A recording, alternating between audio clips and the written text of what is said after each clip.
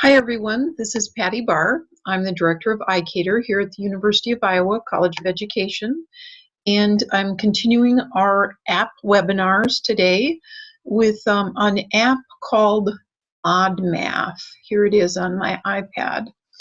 This is a free app, but it does have some in-app purchases that you can do, and you can get the ModMath Pro for $4.99, so $5 for a version that will give you a few more options than what I'm going to be able to show you today, because what I have is the free version. So we're going to go ahead and get this started. So over on this area is where you can have your settings. So they've got a nice tutorial that you can go through. They've got a help center, mailing lists, their privacy policies.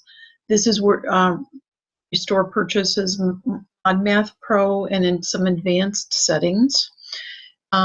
This is where you can reverse your cursor direction so that it goes left to right instead of, let's see, it goes right to left instead of left to right.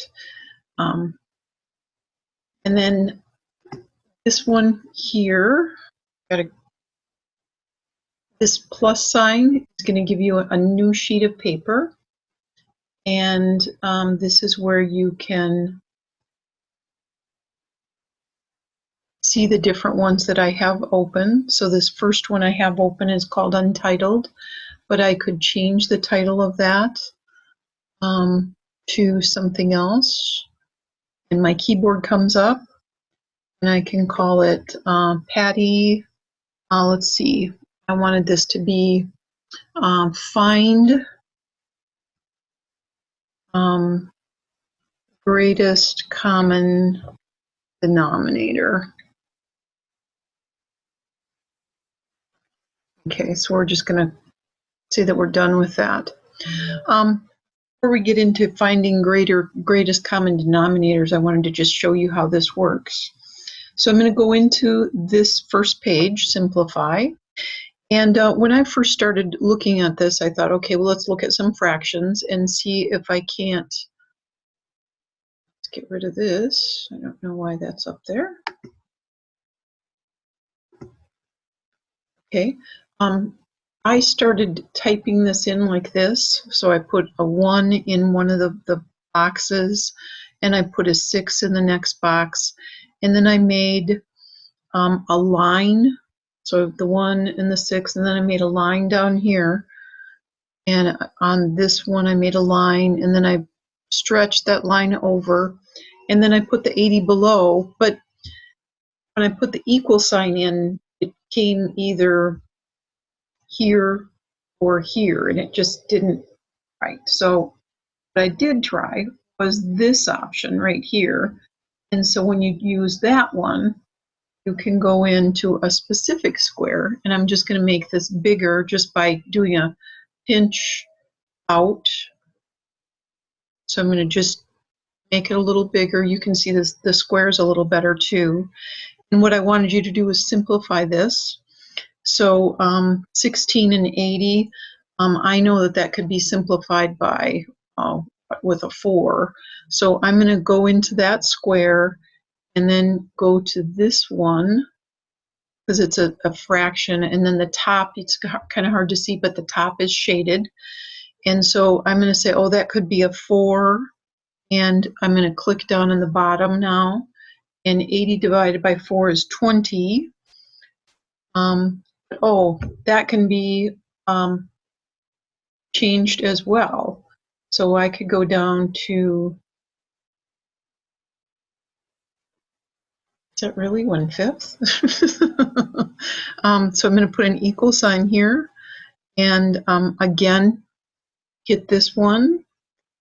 And the idea with this program, and click down below again, and a 5.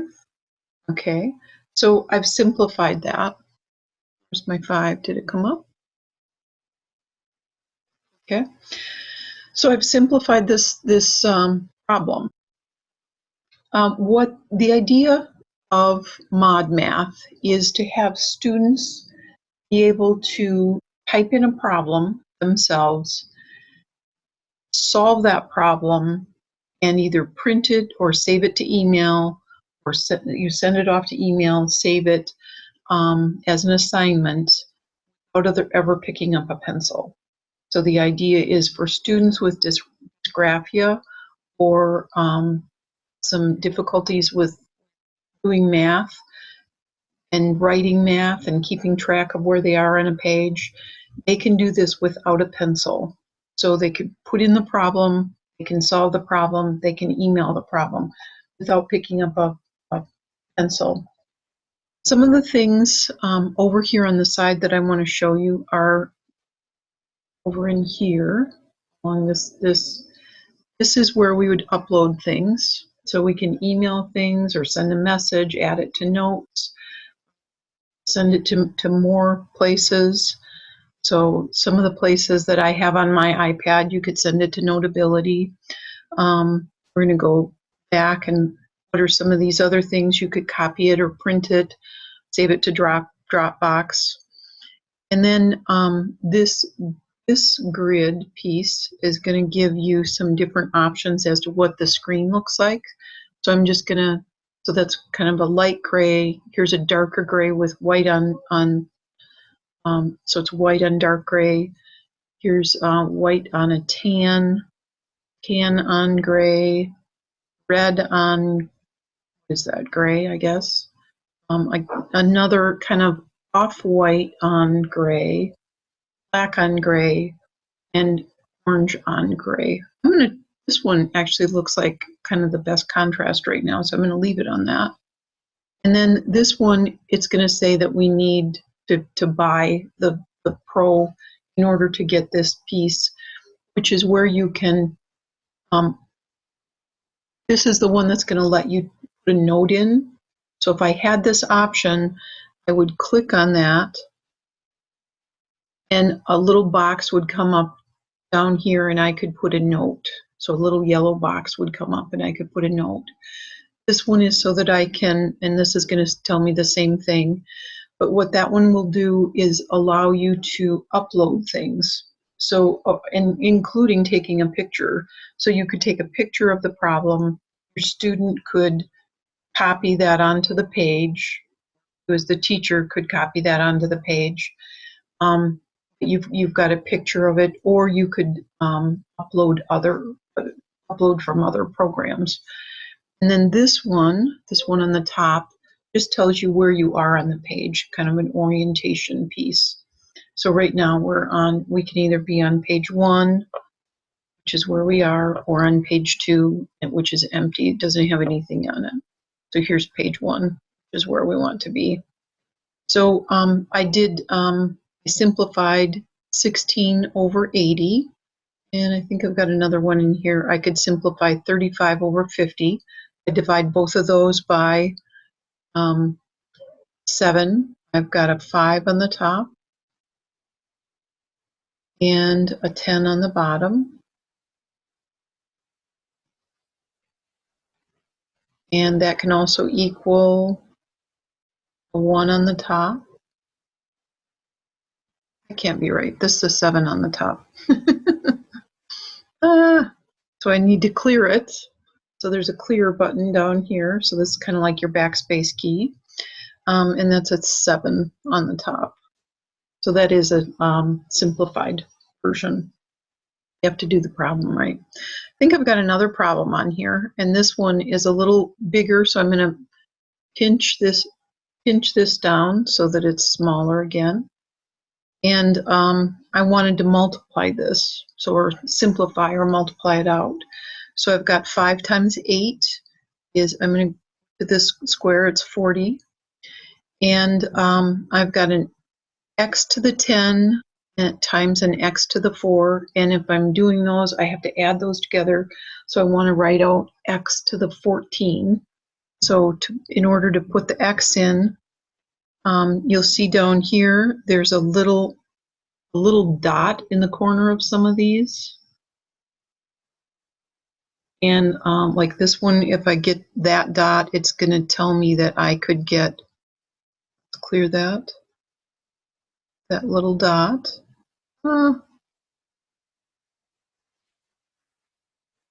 It shows me that I've got, this can be a round parent or a square parent, and that's going to be the other side of that. This is going to be less than or equal, so it can be less than or equal. The other, this n will give you where that extra number is going to be. I can't remember what they're called, the exponent or the, I can't remember. So we want an exponent, so that's the one we want, but you have it in any of those spaces.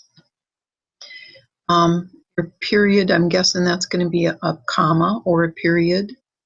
And let's see what other ones have the little dot. Plus is going to be plus minus, plus or minus. And then the one that we want to use for this, we want x to the 14th.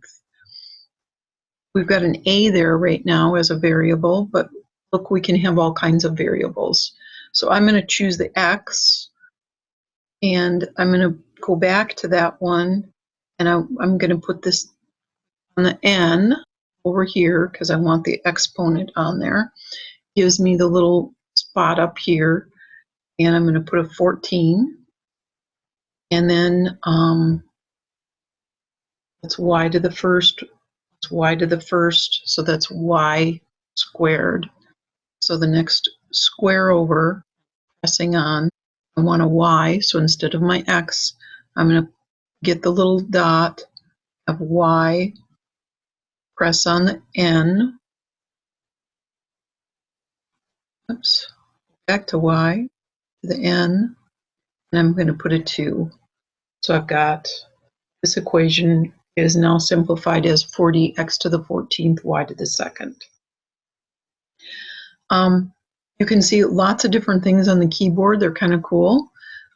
If I wanted to be done with this, I can X out of this one. So I'm going to go up here to the X out of this, and I'm going to go to my next page.